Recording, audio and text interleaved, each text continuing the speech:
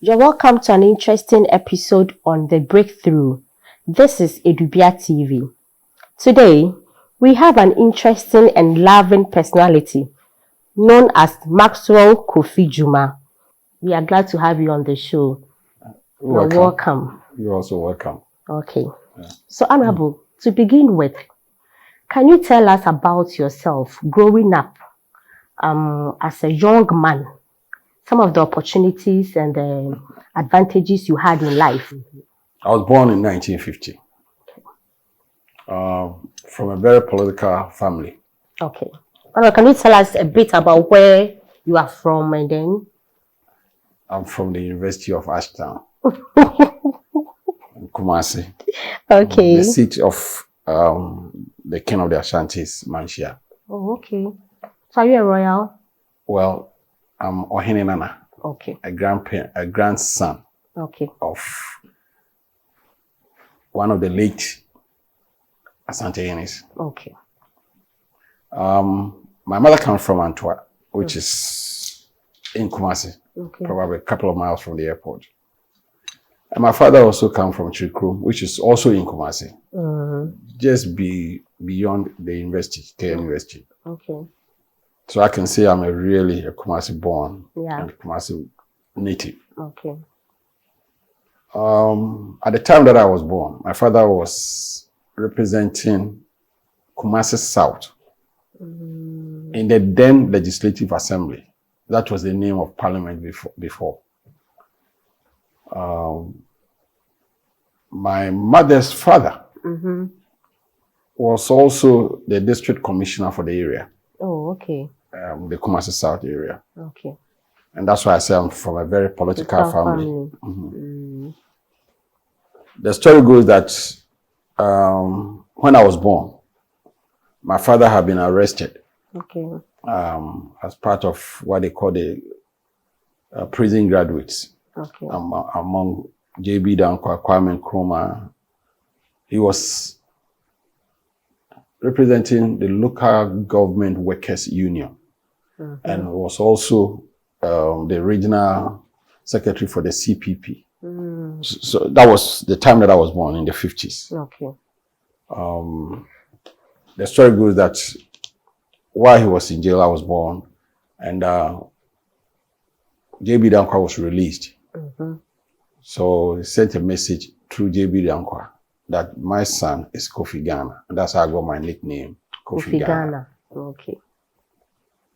Predictably, he prophesied I was going to be in politics then. Yes. Well, when I was about 7 or 8 years old, I went to stay with my aunt in Nigeria, Ikoyi. He happened to be one of the first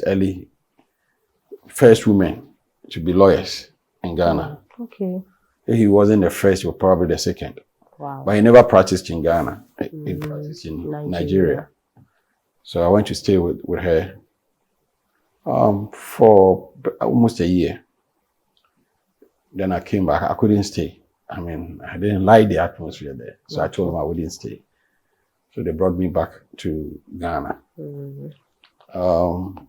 Incidentally, I started school the same day. We were registered together with 5 people who are now very prominent.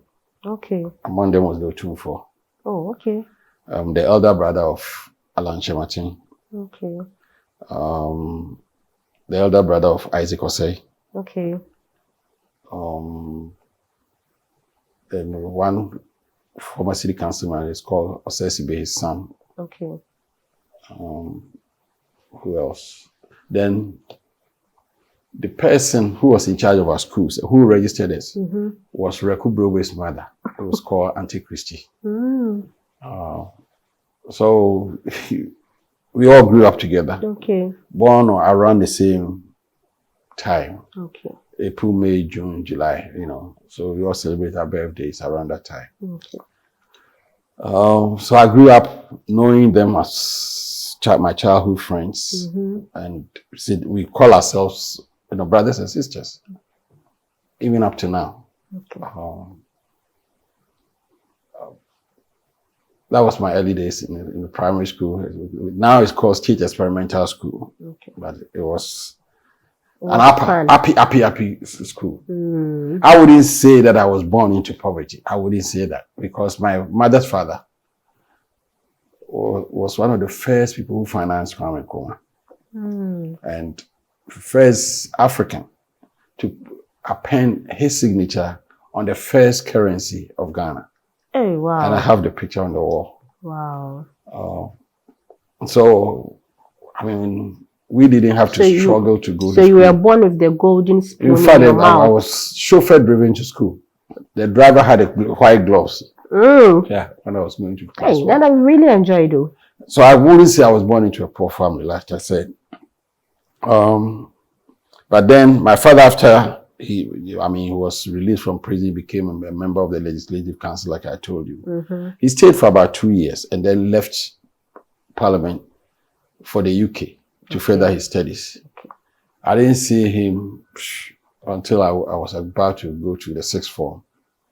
So throughout my growing years, I lived with my grandmother and uncles and extended family. And that was why I went to Nigeria.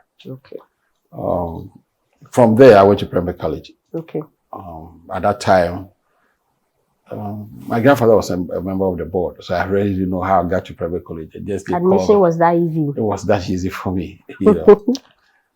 I was an average student. I would not say that I was above. Highly intelligent. No, I was smart. I was a very smart, streetwise kid. Okay. Where did you learn that from?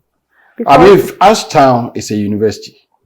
The town growing up in Ashtown is a university. It's a university. Because of the experiences. The experience that you go through, you know. Okay. It was a close-knit community. Everybody knows everybody. Everybody knows everybody's mother and everything. But then, everybody wanted to achieve.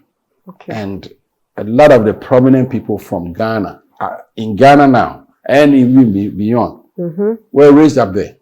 I can name so many people, including Kofi, Victor Usu, Joe Apia, a lot of them. People, Victor Usu, a lot of them. Even now, Kandapa, all of them. Alan, they're all from. They're all Ashtown people. You know, Dr. Akuto, Usefri Akuto. Actually, we were childhood friends from maybe at age 6. We used to play ball together. So Ashtown is a university. You've just been raised there. You grow up to be very street smart. So by the time I got to high school, I could say I was thinking like an adult. I wasn't too much focused on academics, but I wasn't a poor student. I mean, I wasn't studying as hard as I could, but I was among the top class students. Yeah. I was troublesome, very, very troublesome. I mean, going back, I wonder how they tolerated me because they should have sacked me. Or they managed you. They managed me. I mean, I was a very, very troublesome. I was, do all kinds of, mischievous stuff. But I was very matured for my age. By the time I got to Form 5, I was elected president of United Nations Students Association, UNSA. That was my baptism into politics, because at that time I was much interested in international affairs and stuff like that, for me to be elected to that position. From 5, I was also the bass player for our school band. And do you know who was the leader? No, Kufuado. Dabi. Ahoy. Oh, Mr. Ato Ahoy. Yes, Ato Ahoy. Oh, okay. I think we call the Rattles or something like that. So when I passed the O level, but my headmasters refused to accept me in the school, even though I passed. Why? He said I was too troublesome. So he volunteered to go and find me another school. But he didn't need you in his school. He said he didn't want me in the school. There were about 4 of us that passed very well. So he went and found a school for me at Konongo Odumasi, which is a sister school to Prempeh College. Okay. So I had my sixth form at Konogo University. Okay. There was less discipline in the school. I mean, compared to Prempeh College.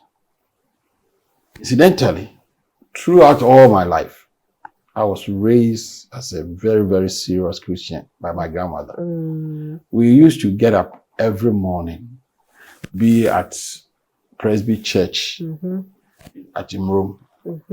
It starts at 5 a.m.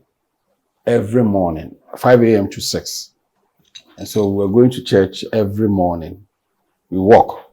That time we walked. And so I was raised by a Presbyterian grandmother. Went to Prempeh College, which is Presbyterian Methodist. Okay. So with all my mischievous stuff, there was no compromise as far as the Christian upbringing was and Christian values were concerned. Okay. Since from Konongo University was interesting, there was a lot of freedom, a lot of freedom. My housemaster even gave me a room in his house, his bungalow. So instead of staying in a dormitory, I stayed in the housemaster. Housemaster had a room in his house. Wow. There's a lot of freedom, like I said. I was lucky my father was around because at that time, I came to stay with my father at McCarthy Hill. There were no TV in the house because he had just arrived from the UK. There were no sound system, radio, anything. So when he leaves, he was the finance director for Gihok. Okay. When he leaves for work, because there was no TV, no radio, I was forced to read his books. It was a very trying moment for me. I mean, I wonder, how you were able to cope? Yeah, how I was able to cope. McCarthy Hill, it was called Men's Room at that time. It was called Men's Room. From there, the nearest town was, I think, Kaneshi or so. It was all bush. All bush. So when he leaves for work, you can't go anywhere. I mean, it was like you live in another town, not Accra at all. So I was forced to read his books. It was very painful, but it became a valuable thing for me later on in my life because I read a lot of accounting books before I went to sixth form. Okay. I went to KNUST. I studied planning because at that time, I really wasn't focused. I didn't know what I wanted to be doing. The only thing that I thought of doing was becoming a priest. Yes. A priest? Yeah. That was the only thing that I really thought of doing. Like a Roman Catholic priest? That was what I really thought. Like, wow. I wanted to be a priest. Then you didn't know yourself well. Well, and so I took religious studies as part of my A-level. Okay. And I was very serious in it. Very serious. Bible student. Okay. So can we go into other questions as well? Yeah. Okay. So can you share with us 2 difficult situations that you encountered in life that nearly destroyed your entire life that you had built? Because we believe every human being encounters either 1 or 2 difficult or challenging situations in life that is able to destroy them completely. Can you share with us one or two? I can share one with you when I was in elementary school. Okay. I have friends, the influence of the peer pressure, friends of, the influence of friends. And they were all from very good families. So when we go to school, we will challenge each other who has more money that day. And if you have the money, then spend. So we just buy anything. And we just walk and some of the students will be following us and they will buy stuff. You want cocoa, we buy it for you. You want mansa, we buy it. You want chichinga, we buy it for you. We used to challenge it every day. And then in the afternoon, we will sneak and go to a movie. The 12 o'clock movie. Eventually, I wasn't going to class. Okay. But I would get up every morning, put on my school uniform, go to school, meet my friends, and then we would leave and start a spending spree. Then I was dismissed. How old were you then? I think I was about 11 or no, less than 11. I was about 9 years old. I was dismissed. But then my grandmother didn't know I was dismissed. I would dress up, have breakfast, go to school. And then... Were you dismissed alone? Or No, the gang of us. We were about 5 of us. And so for about 3 months, we were not going to school. But my grandmother thought we were going to school because we would dress up, put on our uniform, and then just go and hang out. Move around, go to the movies, stuff like that. Show off, like, we rich kids and stuff like that. But I was dismissed. Okay. One of the guys, a family member who was in the same school with us, but from a very poor family. So was also living with my grandmother. Okay. And he was treated differently. I mean, his uniforms would be all torn up and stuff like that. And we would be treated, very well. I mean, they would fry eggs for me, but they would not allow him to eat eggs and stuff like that. He was in my class, but he was scared to tell my grandmother. And then... Because you beat him? Not because I beat him. I was very mischievous. He was scared of me. So for 3 months, he would leave the house with me to go to school. And then he would wait. When the school is over, he would wait. And I'll join him. Then we come home together. Then one of the teachers adopted him. So he had to leave us. And the teacher knew that I had been dismissed. So the teacher saw that I was with him one morning. And, and they came to tell my grandmother. So we went to school and then we begged. Because I was favored, they took me back. I was lucky they took me back because my life would have been destroyed. I was also lucky that we did not experiment with drugs and stuff like that. We were close to that. Yes. We were very, very close to that. But we didn't. And that was about the time that they took me to Nigeria. Yeah, that was about the time that they took me to Nigeria to go and live with my aunt. It was lucky. Okay. I mean, it was the grace of God that really helped you out. Yeah. So, Honorable, apart from your young days, in your adult life, have you encountered any issue, like any problem? A lot, but it will come at a later time. I went to the university, KNUST, and my friends were older people. I mean, the students, I would look down on the students. I mean, to be honest, I was looking down on them as immature. Because my friends were growing up. People like George Kofi, who was a younger brother to President Kofi. Okay. He was at that time the sales manager for Kumasi Brewery. Jake Obechi Milamti, I knew Jake as far back as my student days. Okay. And I would spend weekends with them. President Kofi then was deputy minister. I would spend weekends in their house with, George and President Kofi at that time, Minister Kofi, Honorable Kofi, will come and join us. And for almost 2 years, we were, So the friendship between you and ex-President Kofi started right from there? When I was a very young guy. Okay. I mean, I knew him when I was in secondary school. Okay. And I started going out with him. I would play rounds for him when he was deputy minister. So, do you remember any other challenge? Any other? It wasn't a challenge. It gave me exposure. Okay.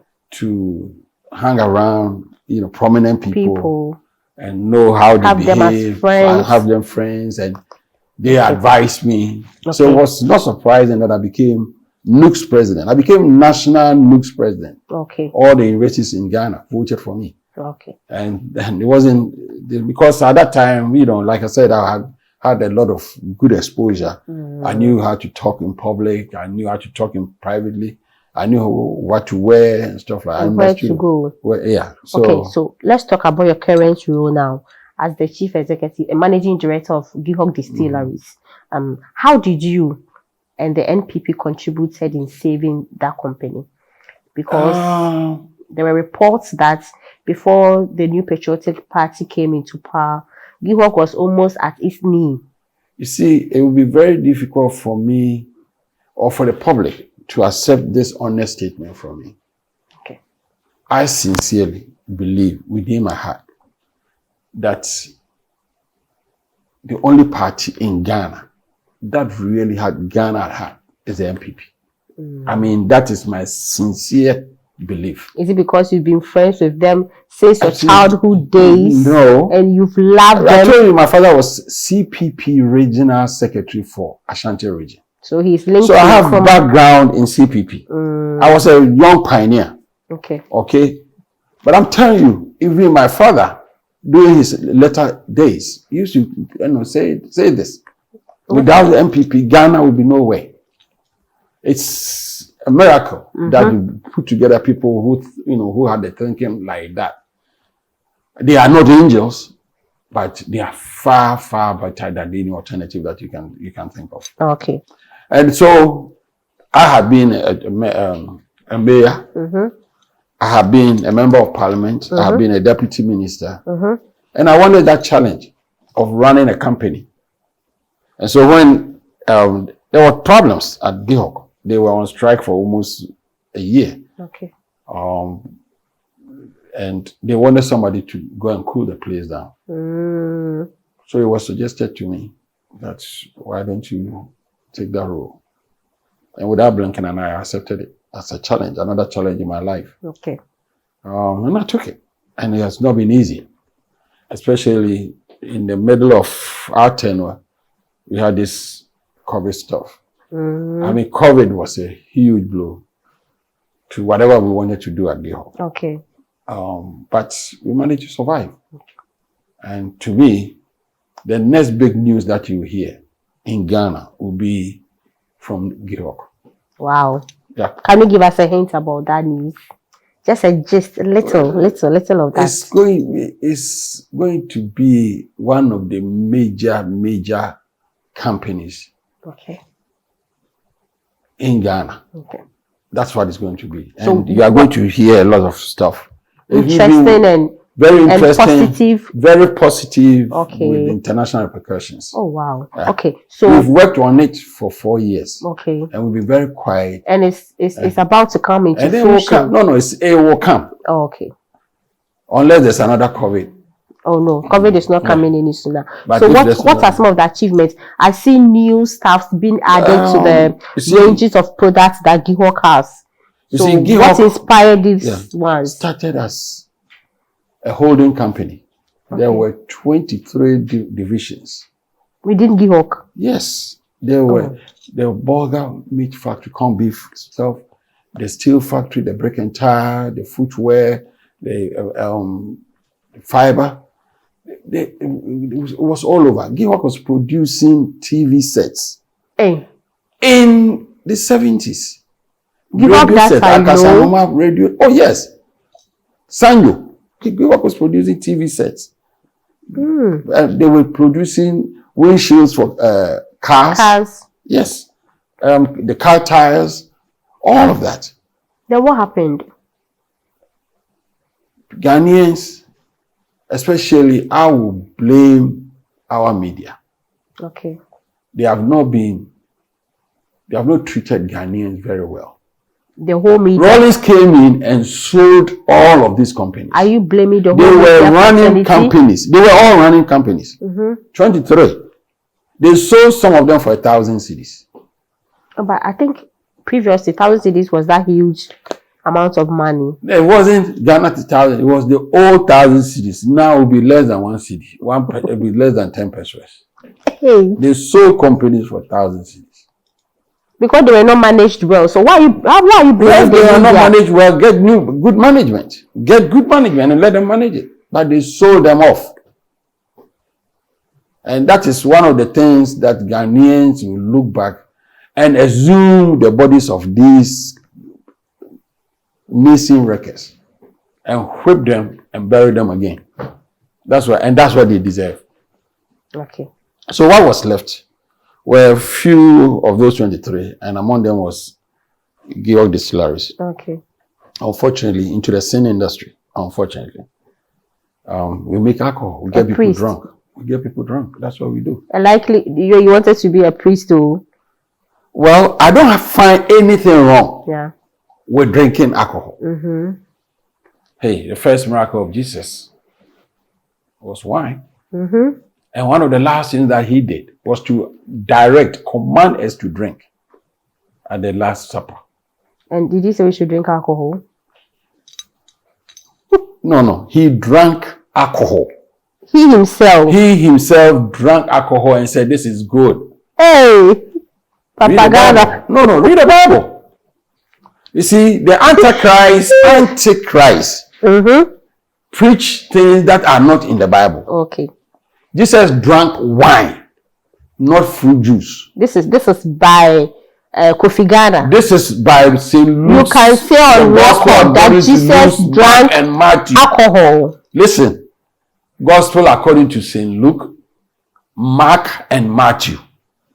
It's in there written that Jesus turned water into wine. You don't know the actual quotation. I think it's John 2, 1 to 11. They can check it. It's on there. Okay. Yeah.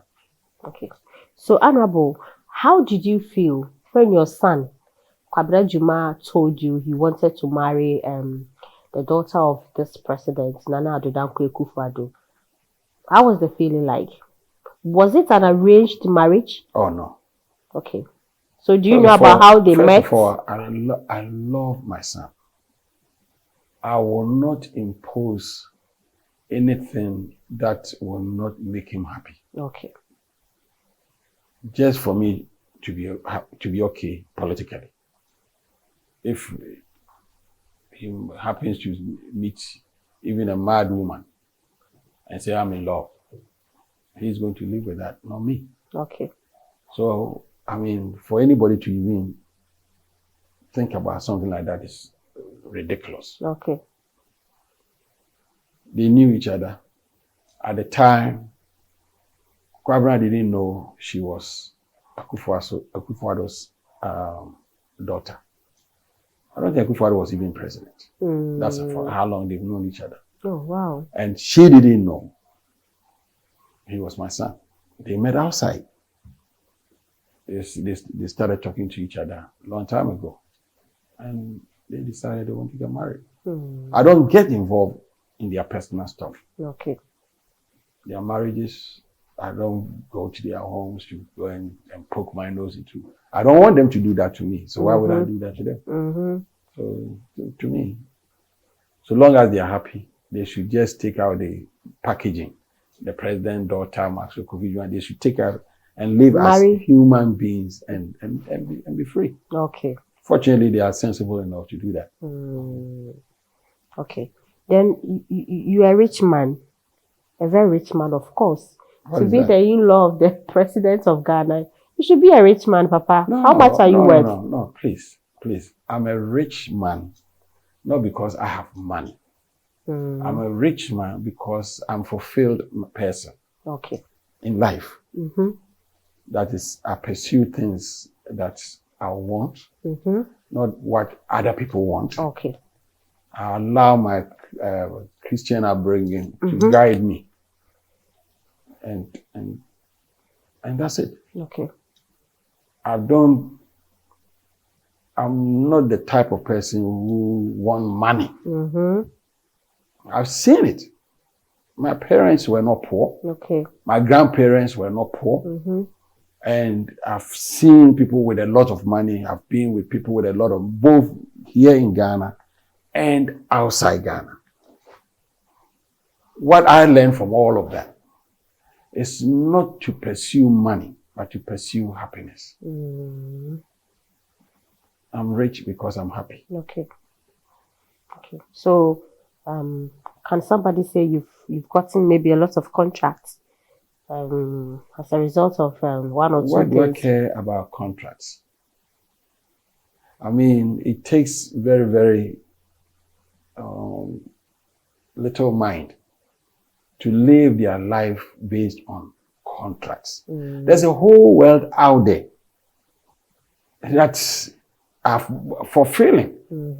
That you Other can than explore. building toilets, classroom blocks, and roads.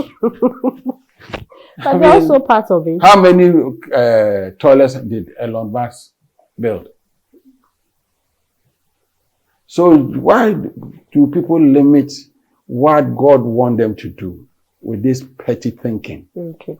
this street thinking, contracts?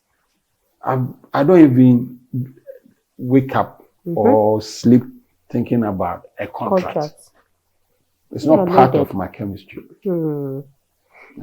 Okay, so Papa, have you been poisoned recently? Oh, that crazy guy, what are you going to call him? Captain Smart Stuff.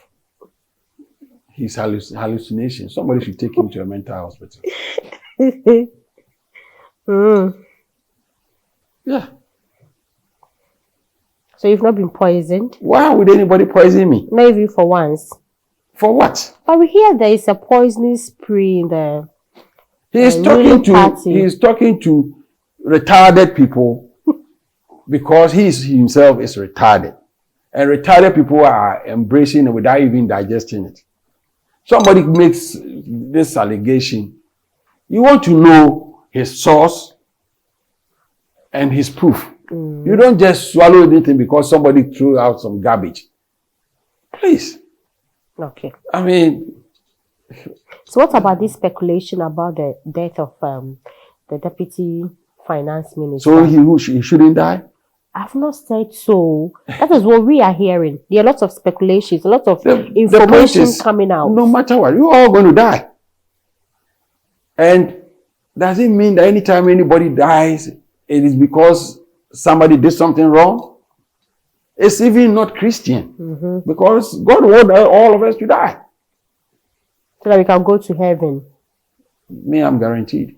Yeah. Papa, are you a Christian? I'm a very, very, very devout So Christian. where do you worship? No, I worship every day. Wherever I am. Not in church. Okay. Yeah. But are you in any other society? Social clubs? I've been a Freemason before. I still owe them. You still owe them what? Dues? Dues, yeah. But I'll pay. I love it. They enjoy themselves. So what are some of the rituals you do? Just a little of it. Read the Bible. Only that? That's it. I haven't seen anything else. So there are no other one or two nothing. Only special rituals that need to be done by a Freemason? If it was any ritual, I will not be part of it. But can a lady be a Freemason? No, they are lodges for women. For women. Oh, but not Freemason is strictly for men. Oh, okay. Men with good character. Men with good character. Yeah. Okay, but how did you join? How did you join? Oh, somebody recommends you. Because I hear you need to be recommended before you can join. Somebody looked at me and decided, look. So what are some of the benefits you enjoyed as a member of a Freemason? I meet people. Interact with people, socialize with people. That's all I look for. I don't look for anything else. But I hear they help themselves that much. Like, they are connected and they help themselves. So far, nobody has given me the position of finance minister. So. But is the society for the elite only? No, they say you must be of good character. Good character, no. That is, you are not involved in any criminal stuff. You have not murdered people, you haven't stolen. Okay. And stuff but you can love women. There's absolutely nothing wrong. Me, I love women. I read the Bible all the time. That's, in fact, what the Bible is against is for a man to love a man. Okay. Or a woman to love a woman. So how many girlfriends do you have currently? I only have one. Only one? I have a partner. One partner. Okay. That's it. Only one? Yeah. Okay. No. I have a partner. A partner, but not a girlfriend. A partner. Not a concubine, not a girlfriend, not anything, but a partner. A partner. A partner in love. Of course, I love so many people. Okay. But that partner is special. One partner. Everybody is special in my life. Okay. They all bring other things in my life. Okay, so Honorable, you don't believe that people are being poisoned in the NPP party? It's hogwash. You know what a hog is? Yes. A hog is a pig. And when you wash it, that's what it is. I'm talking to decent people, so I will not use words that are harsh. But whoever believes it is mentally retarded. So you think it's not possible for it's possible there are bad people on this earth. It's possible. But all these people that they, including me, because they mentioned but do you think all people think like you? I'm saying there are bad people here. Otherwise, there will not be prisons. There will not be the police. But I'm saying that the ones that I know, they were not poisoned. All the names that have been mentioned. I know the names. I know them. Some of them, I've known them all my life. Okay. They were not poisoned. They died as a result of a natural cause. Some other diseases. Yeah. Okay. Including me. I wasn't poisoned. You've never been...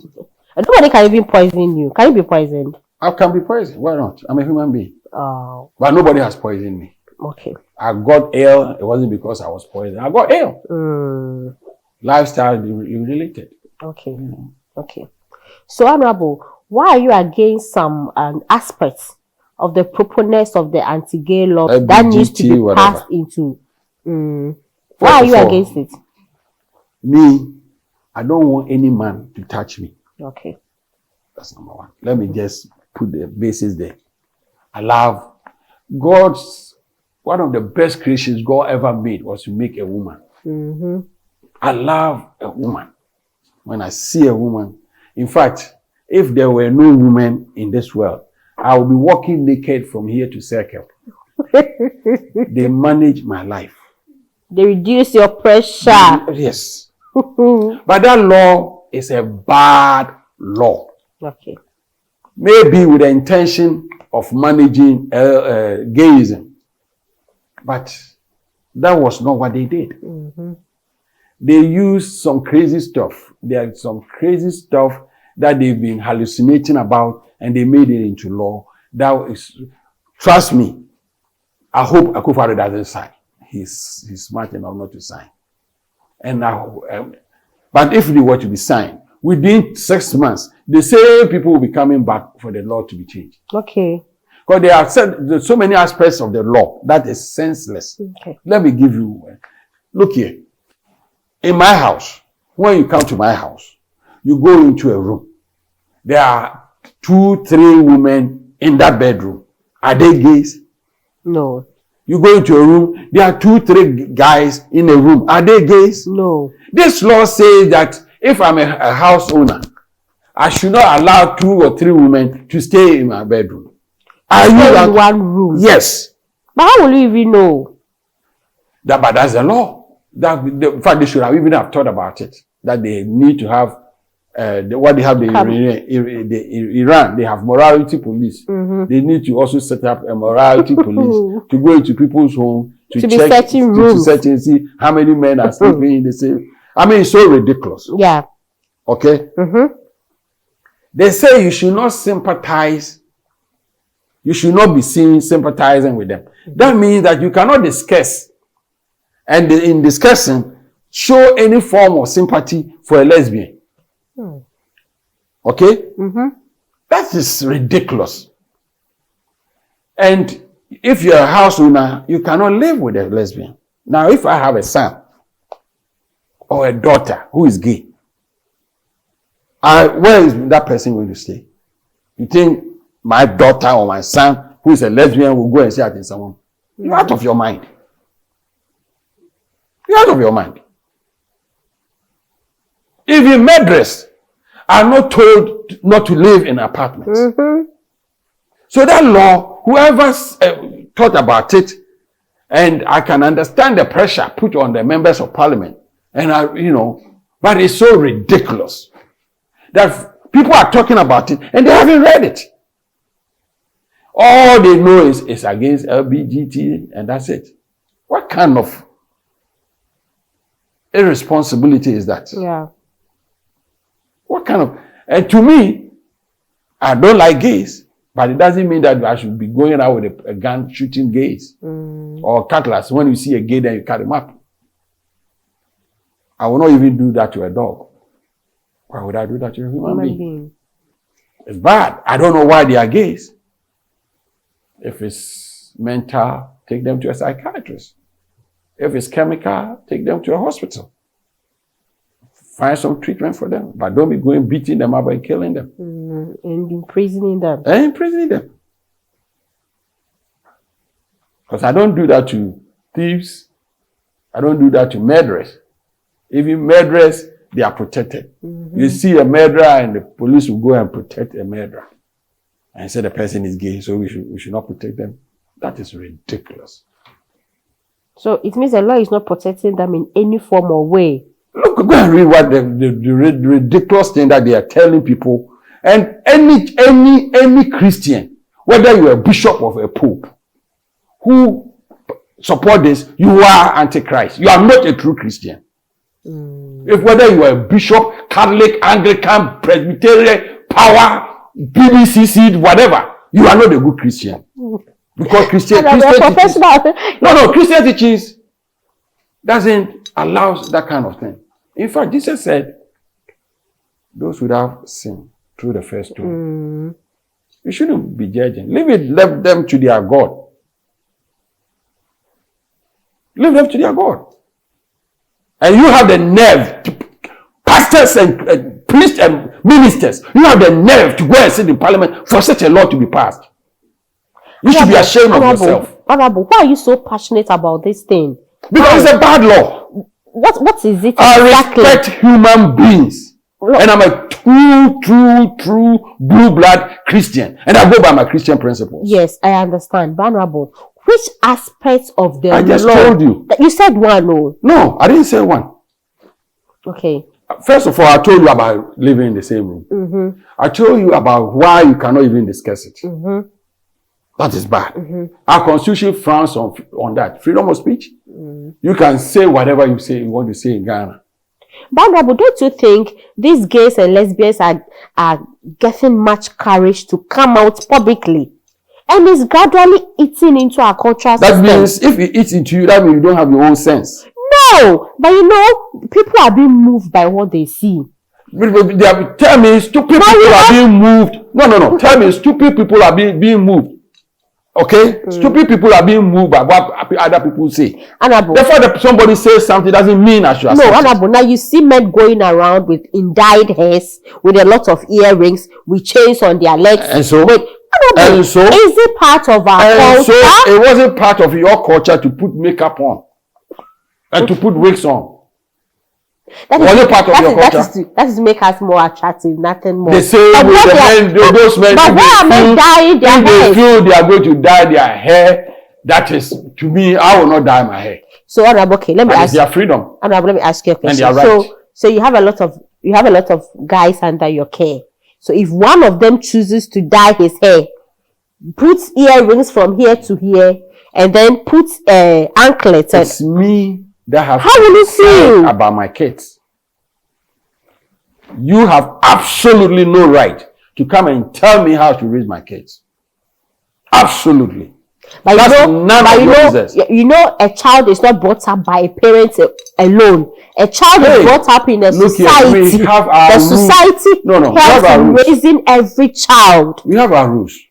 Don't kill. Don't steal. Don't lie. Those are fundamental principles.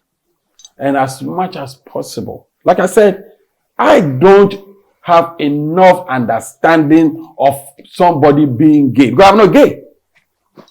And it's still a mysterious thing for me, for anybody to be gay. But the point is, because I am ignorant, does not give me right to use my ignorance to go and kill that person or incarcerate that person. So are you saying they're doing this out of ignorance? Everybody who's doing this is ignorant. Maxwell, Kofi, Jumah, I'm saying if you are doing this, you are ignorant. You are anti-Christian.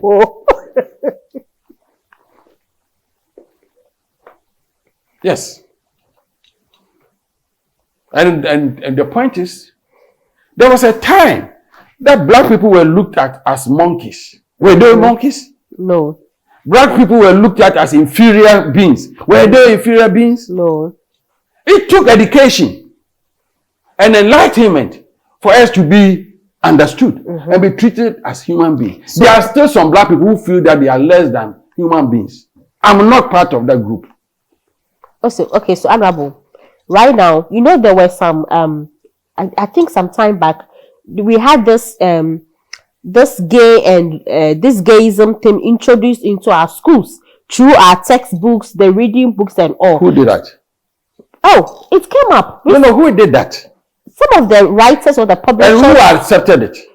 It was because there are all kinds of crazy things that people write. When I say ignorance, it means we need to teach our children the rights of the lesbians and the gays. No. And that will we have to do that through our educational system. Look here. A lesbian or gay person have rights. Yes, that one I understand absolutely. So long as you don't single out a lesbian, a murderer, or gay, and say, so look here, they don't deserve rights. I don't have a problem. If it's a human being, they must have human rights. Okay. Simple. But their rights should end somewhere. Like you, your rights should also end somewhere. Our rights end somewhere. They should be all be treated as human beings. Simple. Ghana is a Christian nation. Ghana is not a Christian nation. Who told you? So why are we? Ghana is not a Christian nation. Ghana is not a Muslim. Ghana, the state is secular. So we are a secular nation. Yes, but the majority of Ghanaians are Christians. Yeah, and majority. But if you are Ghanaian and you decide not to be a Christian, they cannot take your citizenship away. Yes. They can. If you are a Muslim, they cannot take your citizenship because you are a Muslim. If you are a pagan, they cannot take your. You see, everybody, so long as you are a human being, you have your right, regardless of your religious. And we see, in our constitution, they are protected. They are protected. So, Honorable, when you go to the Arab countries, yes, they have laws. They've agreed and passed those laws that prevents gayism and lesbianism in their countries. That's their country. Yes, but that is that some countries they have Ayatollah as the head of state. What's that? The head of their religion. I don't understand. That's the head of their religion. Ayatollah. Ayatollah. You go to Iran, there's called the supreme spiritual head of the country. We don't have that. We don't have that. We don't have a pastor or a pope or a minister or comfort as the head of Ghana. We don't have that. Oh, okay. So it means the president has no religion. No. Everybody can have their religion. But your religion has no bearing on your rights as a citizen of Ghana. But, Honorable, don't you think a lot of Ghanaians want this bill to be passed into law? A lot of Ghanaians can be wrong. Honorable, they are rather fighting for the... I would say they can be wrong. Especially if they are fed with the wrong information. So you think education has not really been given to Ghanaians? We need to debate and discuss this. We should not rush into it. Until that we understand fully the concept of gayism. And the consequences of whatever it is. My religion preaches against gayism. But it's not about my religion. My upbringing is against gayism. Nobody in my family will admit that they are gay. And I don't know anybody in my family who is gay.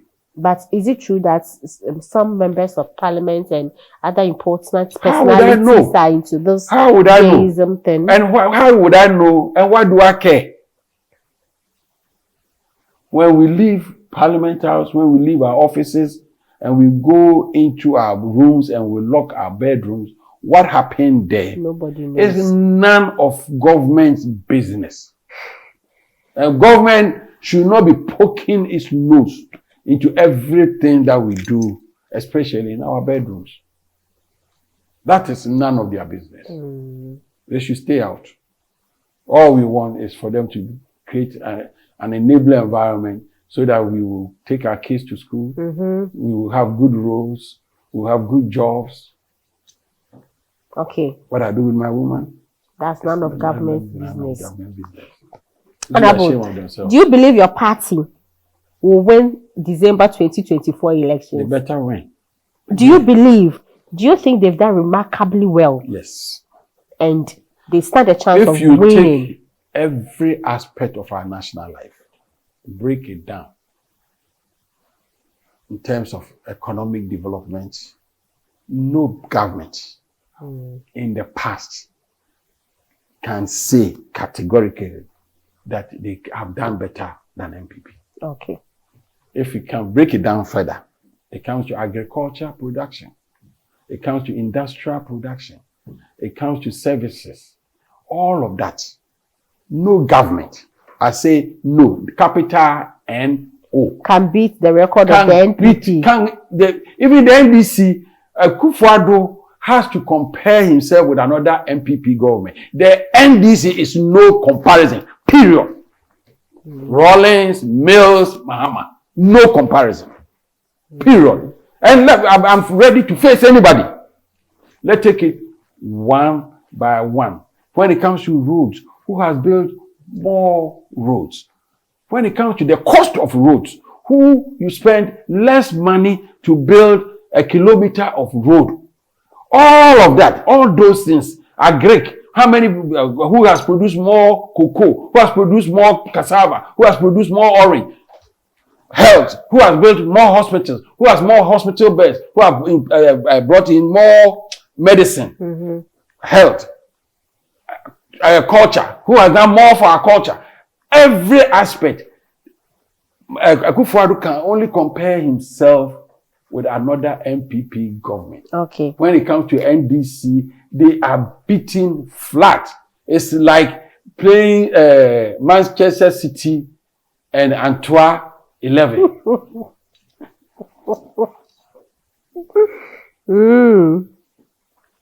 And fortunately for me, I live in a country where I believe that the majority of the people are sensible. Okay. I have respect for them. The majority. And the majority don't make so much noise anyway. The quiet majority. Yes. The silent ones. Yeah, they don't make so much noise. I believe so. So this government, the Kufuor, will go back in history as one of the best ever in our history. Period. And is it because he's your in-law now? Maybe he colored it. By my in-law or not in-law, he will go down in history as one of the best in our history. If he was a bad person, he would not be my in-law anyway. Okay. So you're confident of NPP winning? And he's the man for the moment. You see, if you look at where the world is going, the only person who is articulating a vision that aligns itself to where the world is going is Bawumia. Nobody else. That's digitalization. That's nobody else. In 5 years' time, the cars that you see will no longer be on our roads. Okay? In 5 years' time, a lot of professions will not be out of. And the only person who is talking that talk is Bawumia. Okay. The rest are living in the Stone Age. They're talking about confirm. What would be your advice to the youth, especially regarding their life? And then, let me say, to the whole, to the general public as well. The youth, because they are our future.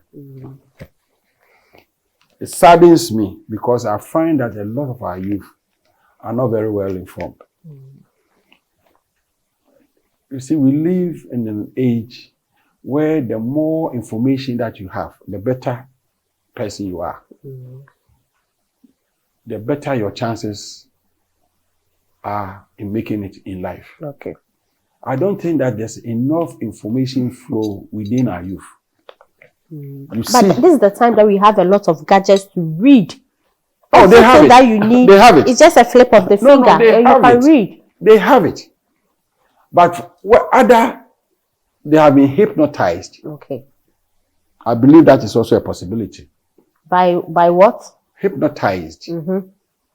By even these gadgets. That does not allow them to use these gadgets to benefit themselves. Okay. But more is because of ignorance. that they are not well exposed. They don't have enough information about what goes on in the world. They don't have enough information on what goes on around them. They don't even have a good understanding of themselves. And that is my worry. If you take TikTok, if you take the TikTok, was invented by the Chinese. They use it to educate themselves. We use it to do photo shoot. And use it to fight, cause beef. Yes. It's called beef. Instead of using it to better ourselves, to get more skills, have a better understanding of how to make a living, we use it for, stupid stuff. Posting pictures and videos. Yeah. Show your back, your breast, this kind of stupidity. Yeah. But the Chinese who invented it, you pick their phone and you look at their TikTok and you see what is going on. So my worry was more to that direction. Yes, they have introduced free education, but free education is not going to get you where you are if you don't take advantage of the tools that free education is giving you. Okay. I want them to have more exposure. Okay. They should be able to relate more to the rest of the world than they are doing now. They have become too localized. But the future of the world is not being local. Okay. The future of the world is being international. And so Ghanaians should have that exposure so that they can compete with the rest of the world in every field. Okay. Whether it's in showbiz, education, research, agric, sports, everything. Ghanaians should have that exposure. I think that we have become too localized to the extent that it's going against us. In this era of digitalization, yes, do you think Ghanaians are becoming too low? Why would Kofi come and beat Ghana in football? Because we are here with self-satisfaction, not studying what everybody else is doing. Not knowing, because if you don't know what they are doing, if they are catching up, you will not know. And so Ghanaians need that exposure, especially our youth. Okay. Where the world is going, we have every opportunity to catapult our country into first world status because of digitization. Because all of a sudden, the whole world is at our fingerprints. Oh, yeah. Okay? You can relate and deal with anybody in the world because it's at our fingerprints. Yes. You take your phone, you are in touch with the rest of the world. We are in touch with space. Let us inculcate into our Ghanaian youth that the opportunity that digitization brings, they should be able to take advantage. I have relatives who live in the US, who have moved to Ghana and still work in the US. Okay. In fact, a friend of mine was hiring people because his office is in Accra, but everything that he does is US. Oh. And that is what that digitization is doing to the world. Okay. And Ghanaians, because we have become so localized, we are not able to take advantage to... Let us read more. Okay. Let us focus more on important things in the world also. Okay, so... Listen to the news. Know what is going on around you. Not only in Ghana, but the rest of the world. Okay. And about advice to the pastors about the pastors... I am disappointed in our religious community. Okay. I'm absolutely disappointed. I thought that they were at a higher level. Okay. They have brought themselves down to a lower level, and they need to get themselves out of it quickly. Okay. Gayism, by our standards, is bad. Just as murder, just as corruption. Those, by our standards, have to be frowned upon. But the way to deal with it, especially by our religious community, will be setting up something like they have women ministry, they have prison ministry. They should set up gayism ministry. Okay. Try to inculcate into gays the principles of Christianity, the principles of our culture, rather than hitting them and beating them up and jailing them. They should be counseling these people. Okay. And that should be the approach that our religious fraternity should have taken. Okay. I am so disappointed in them. Okay. But I'll be more disappointed if Akufo-Addo signs it. Because I've seen him and I've admired him as a human rights lawyer. And that he will stand by this principle and will not allow political persuasion influence his thinking. I'll be very, very much disappointed in him if he signs it.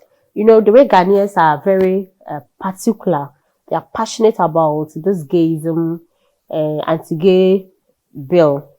Don't you think it can affect your chances in the 2024 elections if President Akufo-Addo doesn't assent to that bill?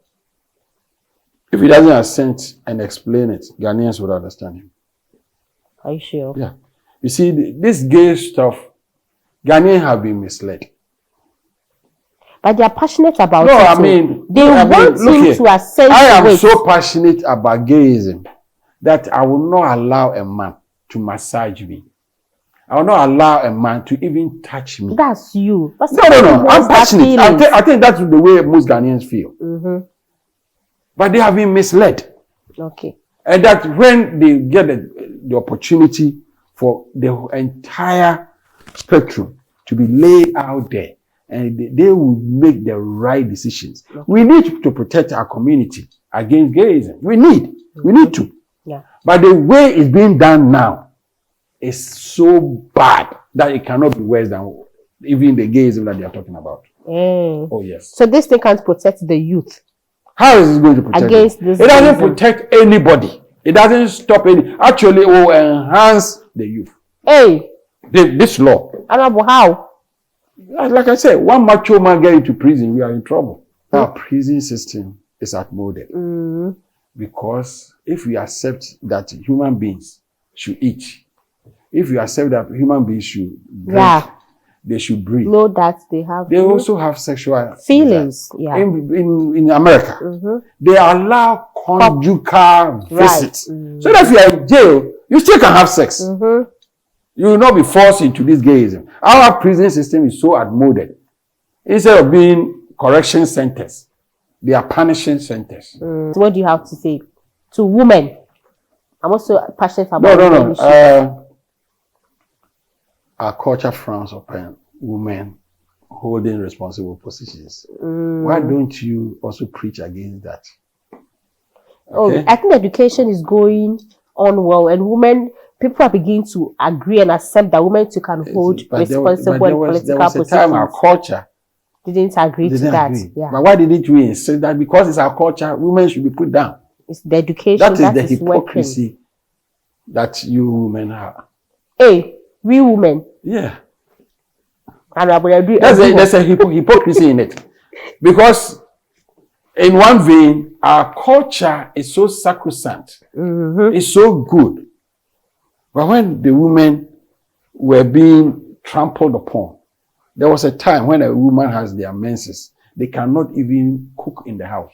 That was Old Testament. Yes, the same way you look back at the law that you are passing as being Old Testament. Okay, I hear. Honorable, thank you very much. We are so grateful to have you on the Breakthrough Show. We are so grateful for your time on the show. We really appreciate your time and the effort. I put a challenge to everybody that I'm ready to meet anybody to continue the discussion on the poisoning and also on the gay issue. Okay. So you are ready for further discussions, further deliberations, anywhere, anytime. We need to talk more. That's why we are democracy. Okay. We will do that. Yeah. Thank you very much. The tyranny of the majority, the tyranny of the minority is not accepted in a democracy. Let us talk. Viewers, thank you very much for your time on the Breakthrough with Honorable Maxwell Kofi Jumah. We will come your way another time with another interesting episode with an interesting personality.